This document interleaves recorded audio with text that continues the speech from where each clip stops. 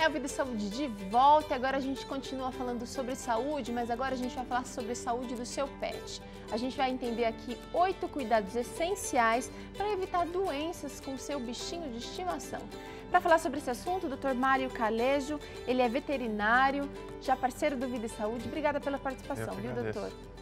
Vamos começar falando de um dos problemas básicos que não seria problema, mas um dos itens básicos que podem gerar problemas. Que problemas pode trazer uma alimentação que seja pobre, que seja empobrecida? A alimentação, hoje existe no mercado uma variedade de marcas e é lógico que... Gera até confusão. Gera até confusão. O importante é que a ração seja de qualidade, porque o seu produto, sua matéria-prima é de qualidade. Então as rações melhores são balanceadas, então é lógico que o animal com isso recebe todos os nutrientes necessários na sua dose necessária. E uma necessidade, uma deficiência de algum nutriente pode levar a alguma doença, por exemplo, como uma anemia numa deficiência de vitamina B, de ferro. Então uma ração de boa qualidade, com matéria-prima de boa qualidade é essencial. Tá certo. Vamos falar um pouquinho sobre guloseimas. Hoje a humanização do pet tem trazido muitas variedades de guloseimas e também a própria alimentação humana pode se tornar uma das guloseimas favoritas dos pets. Que problema isso pode gerar? A gente observa bastante problema, principalmente com guloseimas caseiras, né? Com a nossa própria alimentação. Os embutidos. Embutidos, pães, doces. Então, problemas como vômito, diarreia, alergias que a gente observa na pele, como coceiras, seriam os principais sintomas, né? Então a gente observa que isso está relacionado, sim, com as guloseimas que são feitas em casa. O ganho de peso também é uma consequência? O ganho de peso é uma consequência, com certeza também. E as guloseimas para os animais, elas também podem trazer prejuízo? Comer fora de hora, por exemplo? Justamente, eu acho que da mesma forma que para nós humanos. Então existe hoje uma variedade de produtos direcionados para cães, biscoitos, refrigerantes, sorvetes, cerveja.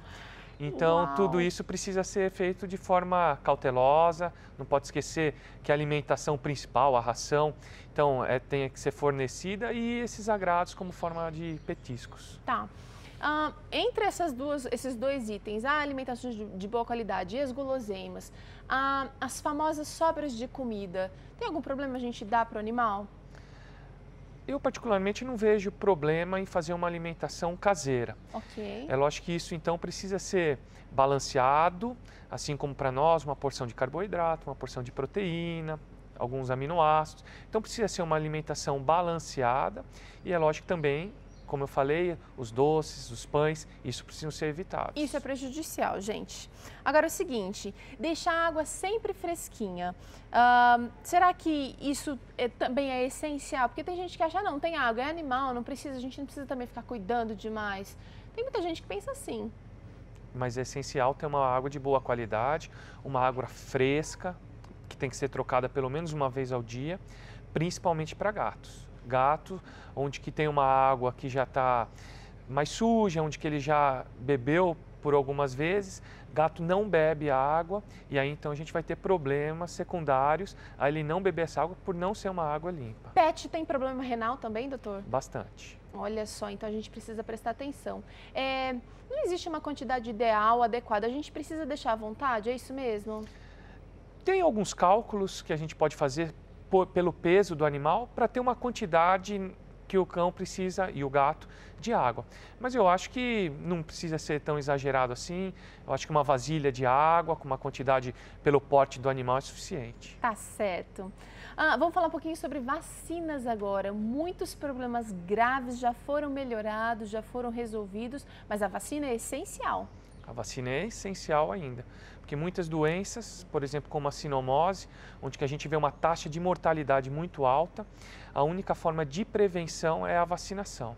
Então a vacinação começa com o filhote, tem uma sequência de vacinas, isso pode durar de 3 a 4 meses, e então é feita vacinações anuais, os reforços anuais que são necessários sim.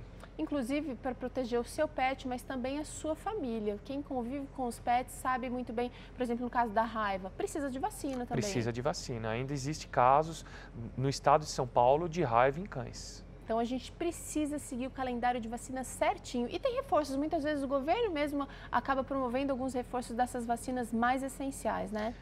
No caso, o governo ele fornece apenas a vacina de raiva. Então, outras vacinas, para sinomose, parvo, leptospirose, essa não tem através do governo. Precisa ir para o veterinário. Precisa ir para o veterinário. Tá, vamos falar um pouquinho então sobre vermífugos. Existe também uma variedade enorme disponível no mercado. Como é feito o cálculo? É por tamanho do animal, por peso? Como que é, doutor? É tudo baseado pelo peso e a dose necessária daquela droga que o animal precisa. Na veterinária, eles já fazem um cálculo de um comprimido para 10 quilos, um comprimido para 40 quilos, né? Então fica mais fácil de administrar. Quando você sabe o peso do cão, então daí é só ajustar o comprimido. Esse tipo de medicamento, ele acaba abrangendo todos os vermes, os possíveis vermes dos animais? A grande maioria. Existem algumas formas de administrar o medicamento, onde que às vezes precisa de uma repetição diária por alguns dias. Dependendo do caso também. Dependendo do caso.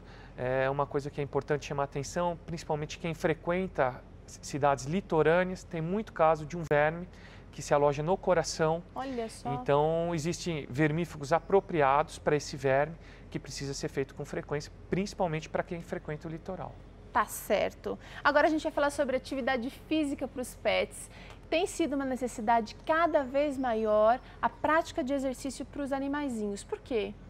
É recomendado a prática de exercício para os cães, um passeio que seja 3 vezes por semana, meia hora, 40 minutos, para o cão não ficar sedentário, não ter os problemas secundários a isso. E essa recomendação é mesmo para quem tem um quintal grande em casa e o animal acaba circulando por lá, ou é mais indicado para quem vive em apartamento, doutor? É lógico que quem está em apartamento, o animal está mais confinado, então uma necessidade maior de sair à rua para fazer um passeio. Um cão que mora num quintal grande, é lógico que ele se exercita. Mas eu acho que para um bem-estar dele, fazer uma volta, fazer um passeio, ver outros animais, eu acho que é agradável. Com o próprio dono também. Eu acho que é agradável. Tá certo. E olha só, um motivo a mais para você também, de repente um estímulo a mais para você também realizar atividade física com seu pet. Agora a gente vai falar um pouquinho sobre castração. Que problemas a falta desse procedimento pode trazer, doutor? Tanto para machos como para fêmeas, a castração previne para algumas doenças. Então, alguns tumores de mamas, em fêmeas principalmente, infecções de útero pós-cio. Então, tudo isso é prevenido através da castração. E macho, da mesma forma, os problemas de próstata, também a gente consegue diminuir a porcentagem desse desenvolvimento da doença com a castração dos machos. E hoje em dia está muito mais comum. Antigamente a gente fazia castração só, olha, não quero mais que o meu animal dê cria. Agora está sendo usado como um procedimento realmente de prevenção. Justamente, não só direcionado para não ter mais a cria, mas hoje direcionado também para a prevenção de algumas doenças. E esse procedimento causa dor, causa muito problema para o pet? É um procedimento cirúrgico, um procedimento invasivo, necessita de uma anestesia geral. Então é lógico que é uma recuperação, principalmente nas suas primeiras 48 horas. O animal vai precisar de analgésico, vai precisar ser medicado. Mas então, em geral, logo após o período pós-cirúrgico, o animal fica bem, rápido? Fica bem, volta à sua rotina, recuperação boa, sua rotina normal, se alimentando, fazendo suas voltas, uma recuperação boa. Então é um negócio temporário. Justo. Por último, agora a gente vai falar um pouquinho sobre a gente não pode dizer automedicação, mas a medicação caseira. Qual é o perigo de se medicar um pet em casa sem uma consulta prévia ao veterinário? Muitos problemas.